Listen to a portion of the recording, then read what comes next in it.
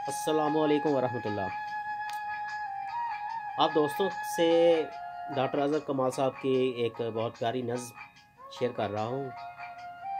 उम्मीद है कि आप लोगों को पसंद आएगी और इसके साथ ही आप मेरे चैनल को सब्सक्राइब कीजिए और ज़्यादा से ज़्यादा लाइक और शेयर कीजिए। नज़्म है कि मेरी आँखों में अब तक वो दिसंबर नक्श है जाना, वो हर लम्हा जो तेरे साथ गुज़रा याद है मुझको।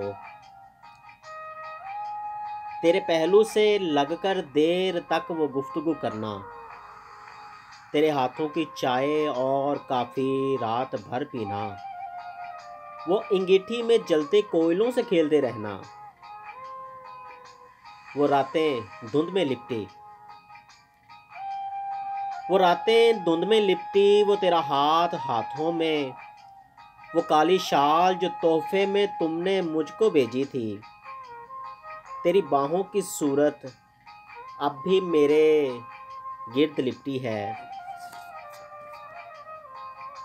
तुम्हारे लम्स की खुशबू अभी तक किससे आती है। यही दिन थे कि जब तुमसे जुदाई की घड़ी आई, वो जब मेरे बदन से रूह को परवाज करना था, मुझे महजूर होना था, तुम्हें मजबूर होना था। कठिन हालात में एक दूसरे से दूर होना था, वो जब बिछड़े थे हम दोनों, दिसंबर का महीना था।